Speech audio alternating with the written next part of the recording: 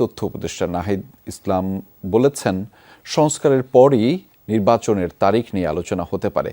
গণহত্যার বিচারের আগে আওয়ামী লীগের রাজনীতিতে ফেরার সুযোগ নেই বলেও মত দিয়েছেন তিনি।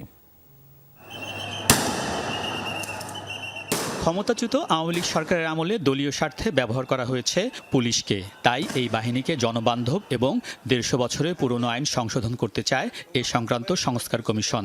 সচিবালয়ে এ নিয়ে কমিটির প্রথম বৈঠক শেষে কথা বলেন কমিশন প্রধান। পুলিশ আমরা চাই যে এটা গণতান্ত্রিক দেশে পুলিশ একটা ভালো একটা বাহিনী কাজ করুক, বিভাগ কাজ করুক, জনসাধারণের যাতে সেবা দিতে হয়। মুখ্য উদ্দেশ্য হয় জনসাধারণকে সেবা দেওয়া। যে কোনো ধরনের সহায়তা চাই ওই সহায়তাই দিব। এখন এই ভাই যেটা চাবে ওইটা দিব।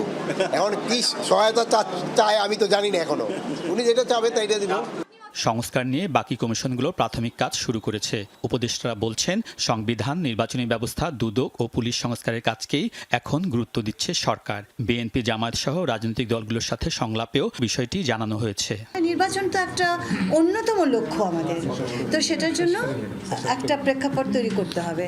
সংস্কার হবে না নির্বাচন হবে, সেই নির্বাচন নিতে পারবেন তো সংস্কার ছাড়া? অন্তর্বর্তীকালীন সরকারের প্রায়োরিটি হচ্ছে অভ্যুত্থানের যে আকাঙ্ক্ষা, যে প্রতিশ্রুতিগুলো, সেই প্রতিশ্রুতি অনুযায়ী দেশকে পরিচালনা করা। সংবিধানটা আসলে পরিবর্তন করা প্রয়োজন। রাষ্ট্রের সংস্কার, সংবিধান সংস্কার থেকে শুরু করে আমাদের পুলিশ প্রশাসন সংস্কার, সেই সংস্কারগুলোকে আমরা প্রথম গুরুত্ব দিচ্ছি। কমিশনগুলো সংস্কারের সুপারিশ দেওয়ার পর নির্বাচনের তারিখ ঠিক হবে বলে জানিয়েছেন নাহিদ ইসলাম। নির্বাচনে নতুন দল হিসেবে তারা অংশ নেবেন কিনা এ নিয়ে এখনো কোনো সিদ্ধান্ত হয়নি বলে জানিয়েছেন তিনি। ফলত আমাদের এখন দেশ পুনর্গঠনটাই প্রধান লক্ষ্য। সেটা নির্বাচন আসলে সেই সময় এটা বিবেচনা করা হবে। সংস্কার কমিশনগুলো রিপোর্ট দিলে তার উপর নির্ভর করবে এবং অবশ্যই রাজনৈতিক দলগুলোর মতামতের উপর ভিত্তি করে এই মেয়াদ নির্ধারিত হবে। উপদেষ্টা নাহিদ বলেন, গণহত্যার বিচারের আগে আওয়ামী লীগ দেশে রাজনীতি করতে পারবে না। বিচারের আগ পর্যন্ত আমরা তো বলেছি রাজনীতি করার সুযোগ তাদের নাই, নৈতিক অধিকারও নেই। ফলত এই বিচার প্রক্রিয়ার পরে এই বিষয়ে সিদ্ধান্ত নেওয়া যাবে। বাংলাদেশের জনগণ, বাংলাদেশের মানুষ আসলে আওয়ামী লীগের ব্যাপারে তখন সিদ্ধান্ত নেবে।